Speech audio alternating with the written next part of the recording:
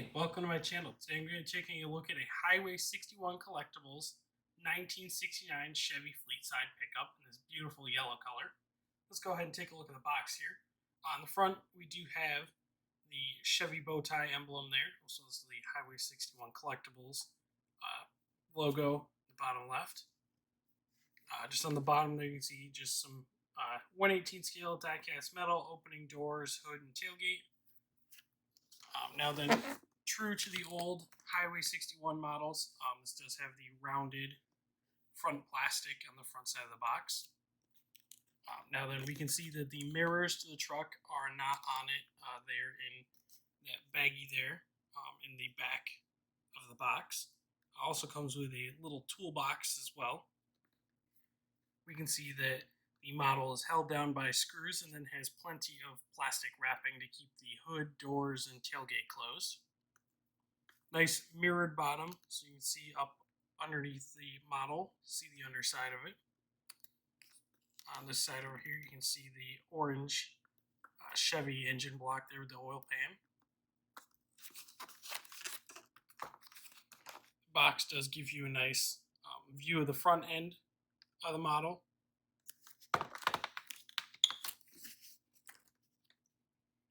Just some facts and just like a little information on the truck there, as well as some of the features that the model has.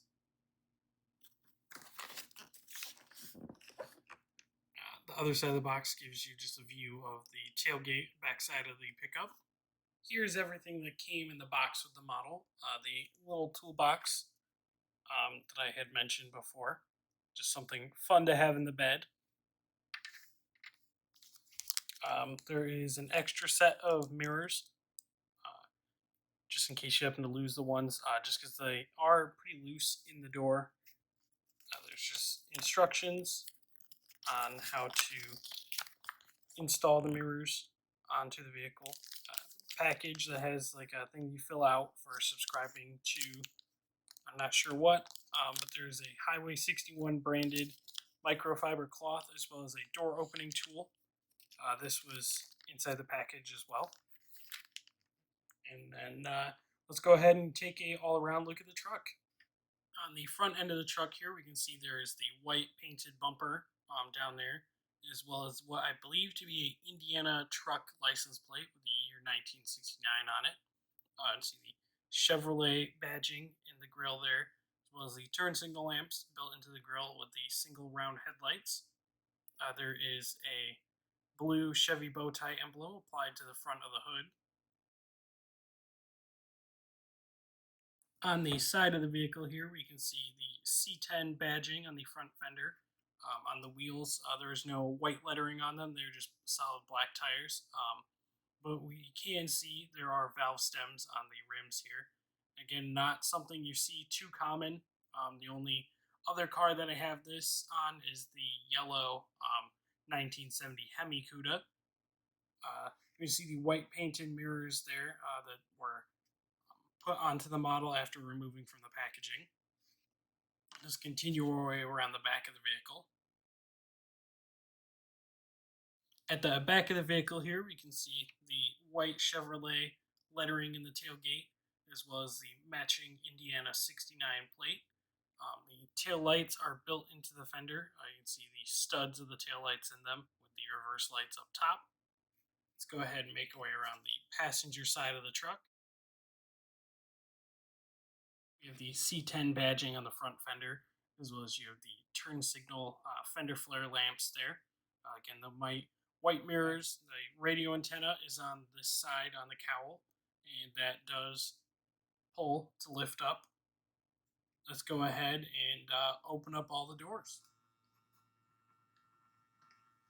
As we can see here, all of the hinges on the hoods, as well as the doors, are the realistic hinges, as well as the tailgate does have the realistic tailgate hinges with the straps on them.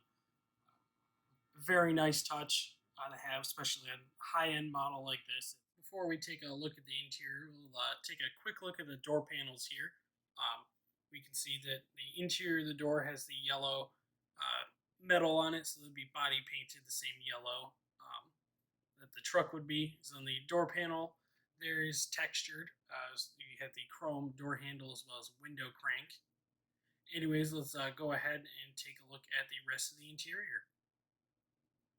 Interior of this truck is very beautifully done with the yellow color dash with the black seats and carpeting. You see the black dash pad on top of the dash as well. The gauge cluster on this truck is phenomenal, just the intricately detailed numbers and everything, as well as the indicator needle is visible. One thing I do have to note is the down here on the bottom, the brake, clutch, and parking brake assembly is kind of shifted and crooked. The gas pedal, you can see kind of behind those a little bit, is in the correct place, but those three pedals are stuck in a crooked position. So I'll have to see if I can fix that. Unfortunately, I don't know how well I'll be able to do that just due to it being stuck in its position, but it is on the inside of the vehicle, so it doesn't necessarily matter as much just due to visibility not really going to be seen. We can see the radio in the center of the dash back there. Now then, because this does have the clutch and there is no shifter on the floor, I'm going to assume that this truck has a 3 on the tree, 3-speed manual transmission in it. Now the box does state that there are working sun visors up there. I did move them. They're very stiff, so I don't want to mess with them too much just due to plastic being plastic. Last thing I want to do is snap one off. Let's go ahead and take a look at the interior from the passenger side of the truck. As usual, we get a better view of the interior from the passenger side of the truck. The floor material is a vinyl, which is very accurate to how the truck would have come. If it was a 1969, work truck, it would have had vinyl flooring instead of having carpeting. That's more of a luxury option that was not necessarily seen in trucks until a later point. Definitely, you can see the floor mats down there. Now then, the glove box, I do not think opens. I did try to open it, but it didn't move, so I don't want to try and force anything. The interiors of these old trucks were pretty basic, so they just would have had the painted body metal there with the yellow, and versus having a headliner in them. So just very basic cab. They would have been. That's why these trucks were very noisy, but they were mainly used for working around the farm and stuff like that. They weren't the luxury cruisers that pickups are today. Under the hood is very beautifully done with just the Chevy orange engine. You got the air cleaner with the decal on there. You got the windshield washer fluid reservoir on the right hand side of the vehicle there, and the battery on the left side of the engine compartment, as well as the heater core in the back there, which is all fully plumbed and wired. You see there is actually a gap between the radiator and the grill, and the grill is actually a see-through grill, so it's very intricately detailed. You can see another safety decal there on the radiator core support. Overall, very beautifully done. You can get a better look on either side of the back there with the accurate hinges to what it would look like in real life. You can also see the master cylinder back there as well as the steering column. You can see the steering shaft comes out in the back there, back side of the firewall, and goes down to the front wheels where the steering assembly is. Let's go ahead and take a look at the underside of the truck. Here's a look at the wonderful underside of this beautiful truck. You can see it has a 2-wheel drive suspension setup there. So you can see the Chevy orange engine through there into the engine bay with the oil filter right there. You get the Chevy orange oil pan. Exhaust coming off the manifolds on each side, going to a single line that goes to a muffler there, and then out a single exhaust pipe in the rear. There's a spare tire that is located under the bed. Now then, the drive shaft does turn when the rear wheels spin.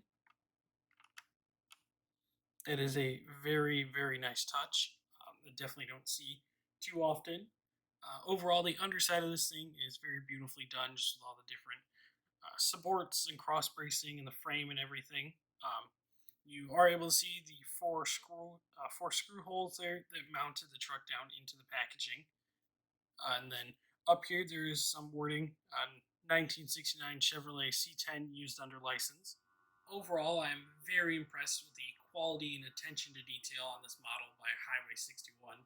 Just the amount of detail that they packed into it, down to having the little valve stems on the tires, and just little things like that, really make it a special model that they did a wonderful job on, that I'm happy to have in my collection. Um, Overall, there's not like a single spot on the paint that I'm able to see that has any imperfections or anything on it. And like the glass used on the front and rear windows is crystal clear with no blemishes or discoloration or anything like that, which is incredible considering this model is about could be 17 years old just based on like the dates on the box. So it definitely has stood up the test of time very well. Uh, just the only couple problems I do have is the tailgate doesn't sometimes like to stay closed. If the truck's not sitting necessarily on 100% flat surface or you bump it, the tailgate likes to open a little bit. And then there are also those the brake, clutch, and parking brake pedals. The problem with those being crooked. Hopefully that just I guess it's not something that you can really see, so it doesn't necessarily matter as much. It doesn't very often am I photographing the interior of my models. It's just considering the caliber of the model, it's just a little frustrating. But overall, Highway 61 knocked this one out of the park with the incredible underside, the engine bay looking phenomenal, just the grill being actually a see-through grill, so you can see through to the radiator and core support. Just perfect paint, just doors open, both the doors open very smoothly and realistic hinges. Hood opens nicely, realistic hinges. The hood did require the little opening tool to get it open, just because the body gaps are so small on this model that you can't really open it with your finger. So I was very happy that they included one of those with it. Just the quality of this model, I will definitely, looking forward to adding more Highway 61 models to my collection in the future, and being able to photograph them as well.